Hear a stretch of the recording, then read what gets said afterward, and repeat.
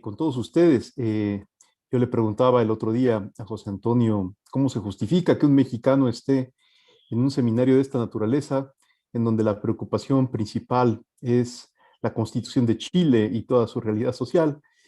Y me dio gusto de que miraron pertinente el que de repente, entre los temas que había que desarrollar y poner sobre la mesa para platicar y discutir, estuviera el tema de la cultura de la vida.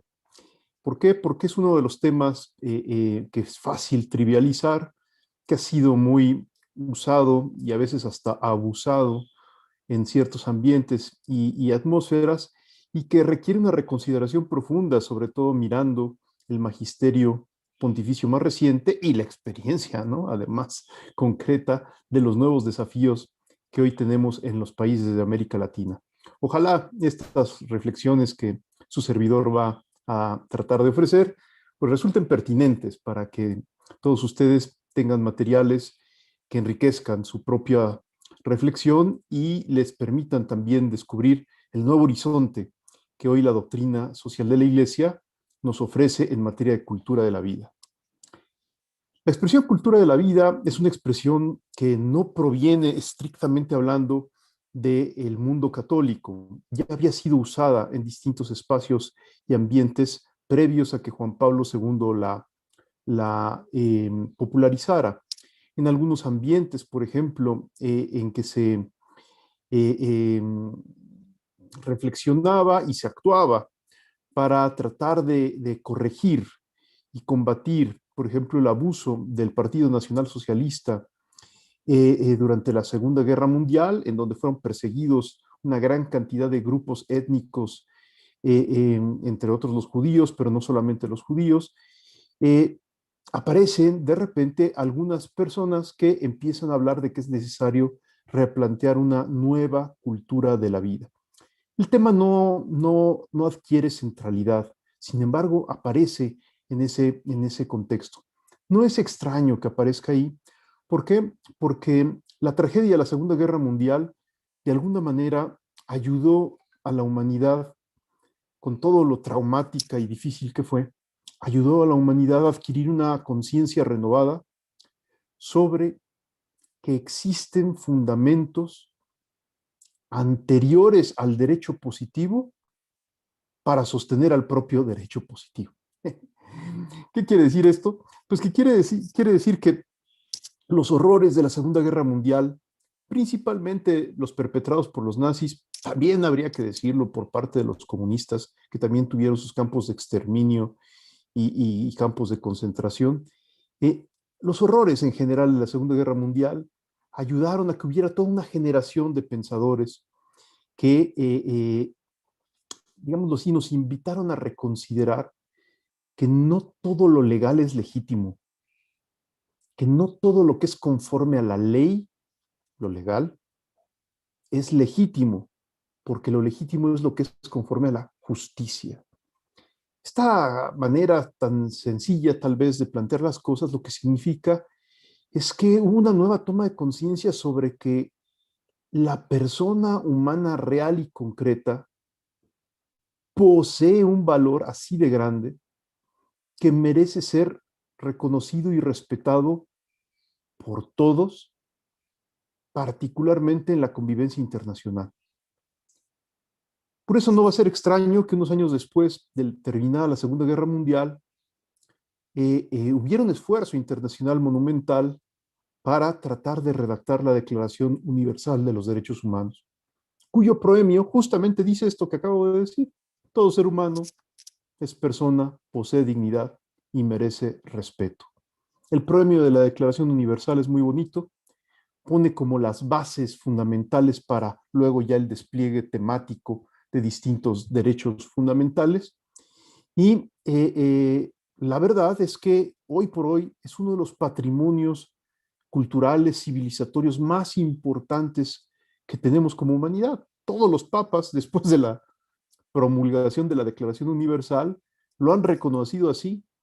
Hoy que la ONU está tan vapuleada y tan acusada de distintas frivolidades y cuestiones, sin embargo, hasta la fecha, el propio Papa Francisco reconoce que la Declaración Universal es un avance civilizatorio. ¿Por qué? Porque lo que recuerda es que más allá de lo que exija el corpus legal, por ejemplo, constitucional, en cada país, normalmente los primeros artículos de la Constitución se suelen llamar la parte dogmática de la Constitución, y allí es una especie de articulado que tienen muchas de nuestras constituciones, en donde se explicitan los derechos humanos fundamentales, se internaliza el derecho humanitario internacional, se hace interno y se proclama luego ya como norma de cada país. Sin embargo, el fundamento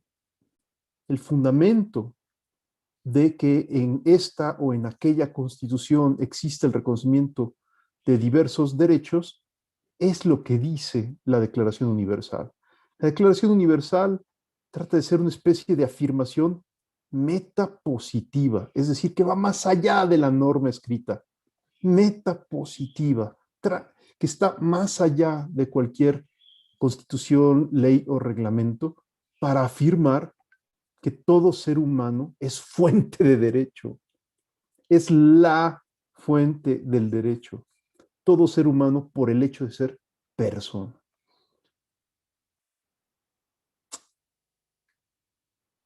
¿Qué significa esto de que todo ser humano es persona? Normalmente cuando tenemos una aproximación puramente jurídica, solemos inmediatamente decir, pues significa que somos sujetos de derechos. Persona como sinónimo de sujeto de derecho. Sin embargo, varios de los padres que colaboraron, varios de los autores que colaboraron en la redacción de la Declaración Universal, no solo reconocían a la persona como sujeto de derechos, sino todavía de una manera más honda, que no niega esto, pero que va más allá, afirmando que lo propio del ser personal es ser único, irrepetible e insustituible. Esta última palabra es tal vez la más importante. Los que de ustedes tengan conocimientos de filosofía recordarán que todo ser individual es único e irrepetible. Vaya, no hay dos huevos de gallina idénticos, sino que al menos uno tendrá un átomo más, otro un átomo menos, uno estará a la derecha, otro estará a la izquierda, y por más parecidos que sean, no serán exactamente idénticos. Eh, Sin embargo, esta, digámoslo así, individualidad tan particular que tiene cada ser en la realidad, adquiere máximo nivel en el caso del ser humano. ¿Por qué? Porque cada ser humano no solamente existe como ser individual, sino que va reforzando, por así decirlo, su individualidad al máximo a través de sus actos libres. Lo voy a decir de otra manera. Tú y yo vamos construyendo nuestra historia. Y entonces cuando de repente yo te pregunto, ¿quién eres? ¿Quién eres? Tú me dices inmediatamente tu nombre y si continúa la conversación, pues me platicas dónde naciste, cómo fue tu escuela, cómo son tus padres, qué alegrías has tenido, qué dificultades. Y justamente ese relato, esa narración, va describiendo lo irrepetible de tu vida. Estoy usando las palabras que uso de manera, pues, a propósito, ¿no? Con toda intención.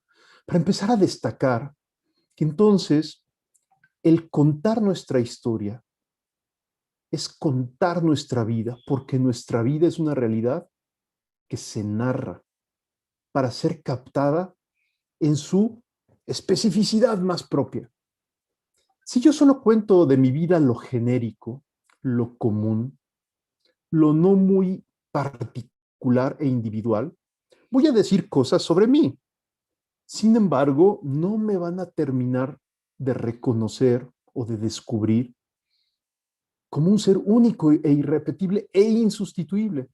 Voy a poner un ejemplo. Imagínense que aquí está, por ejemplo, Edison Medina, Jorge Enríquez, está Yensis Yúñez, supongo que es Quesada. Eh, De repente los conozco en una fiesta y les pregunto quién eres y me dicen su nombre, su vida, etcétera, y los descubro como personas.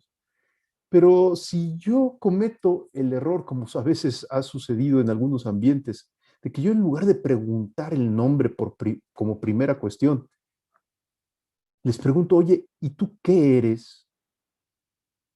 ¿Y tú qué eres? No sé si en Chile sea común esta pregunta, pero en México cuando a uno le preguntan, oye, ¿y tú qué eres? Uno responde, pues yo soy arquitecto, yo soy comerciante, yo soy abogado, yo soy médico. Es decir, la pregunta ¿qué?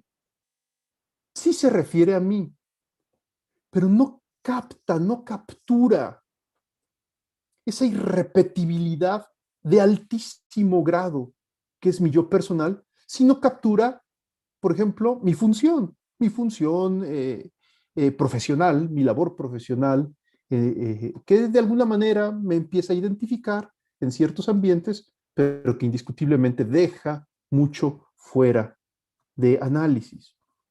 Si yo profundizo en la pregunta ¿qué es este ser humano que tengo delante? Y la llevo hasta el fondo y lo hago de manera racional y metódica, el fruto de esa indagación basado en la pregunta ¿qué? Va a dar al lugar un grueso tratado de antropología. Porque la pregunta ¿qué? Se resuelve descubriendo la naturaleza del ser al que estoy interrogando. De hecho, los filósofos antiguos a la naturaleza profunda de los seres les llamaban queidad. En latín, quididad. Quididad, quid, porque quid en latín significa qué. Entonces, la queidad es lo que responde a la pregunta ¿qué eres? Y el resultado es eso, un tratado científico que explora la naturaleza humana. La naturaleza humana. Es cierto que tenemos naturaleza humana. Es cierto que tenemos naturaleza humana. Significa que pertenecemos a una cierta especie. A nivel filosófico o a nivel biológico, hay criterios para determinación de la especie a la que pertenece el organismo vivo que tengo delante. Sin embargo, el más profundo tratado sobre ti o sobre mí desde el punto de vista del qué, de la naturaleza, no me va a retratar en mi individualidad personal. Cuando después de hacer durante varios años ese grueso tratado te lo enseño, tú lo abres y empiezas a descubrir, el cuerpo humano, sus músculos y sus huesos, su inteligencia, su cultura, y terminas de leer las 2000 páginas que escribí a partir de tu caso y dices, bueno, pero aquí no está mi vida. Aquí están un conjunto de características comunes a toda la especie, porque la pregunta ¿qué? Explora lo que tenemos en común. La pregunta ¿quién? Por el contrario, nos ayuda a descubrir otro universo, el universo personal. ¿Qué estamos descubriendo con esta pequeña primera reflexión? Que es esencialmente distinto ser qué a ser quién. Es esencialmente es esencialmente distinto ser cosa que persona. Cuando yo descubro lo común que tenemos los seres humanos, lo común, lo que tenemos en común, estoy descubriendo una dimensión cósmica de la existencia humana. Estoy descubriendo cosas verdaderísimas, pero que no capturan nuevamente mi irrepetibilidad. ¿Por qué he usado la palabra irrepetibilidad? Pues porque irrepetible es aquello que no se puede imitar, que solamente hay un caso de eso que se proclama irrepetible. Y eso es lo que quiero decir de ti y de mí. Somos irrepetibles. Ni siquiera nuestro clon, hoy que están de moda las películas de ciencia ficción y en donde de vez en cuando aparecen clones, ni siquiera nuestro clon más idéntico puede ser lo que tú o lo que yo somos. ¿Por qué? Porque una clonación perfecta, implicaría al menos que el clon está tal vez del lado derecho y el otro ser humano está del lado izquierdo, que uno recibe cierta influencia del medio ambiente un poco distinta de la que yo recibo y por lo tanto que hay pequeñas, aunque sean sutiles, diferencias entre uno y otro.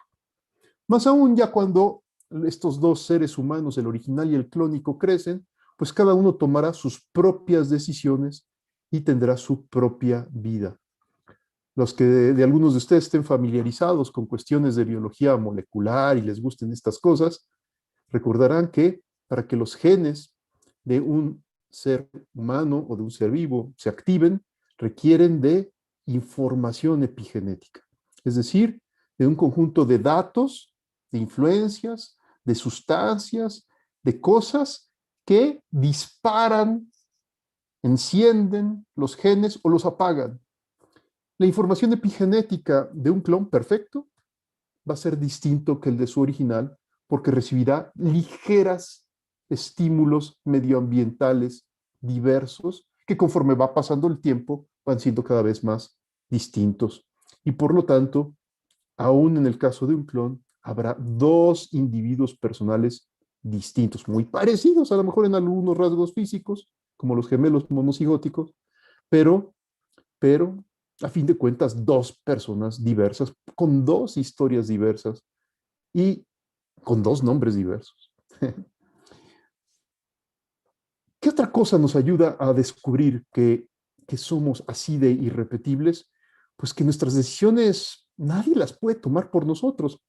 A veces cuando en la universidad me toca explicar este tipo de temas, les pongo un ejemplo. Por ejemplo, a los abogados me gusta mucho ponérselos, porque siempre son agudos y astutos en sus reflexiones.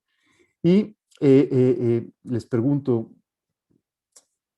nadie, yo les digo, les afirmo, nadie te puede sustituir en tus decisiones. Por ejemplo, al momento de casarte, nadie te puede sustituir. Y entonces el abogado que ha estudiado tal vez 1 o 2 semestres de derecho, levanta la mano inmediatamente y dice, pues fíjese de usted, doctor en filosofía, pues que nosotros que ya somos expertos en derecho, sabemos de que se puede hacer un matrimonio por interpósita persona, con un documento, una carta poder, alguien puede casarse a nombre de otra persona, etcétera, ¿no?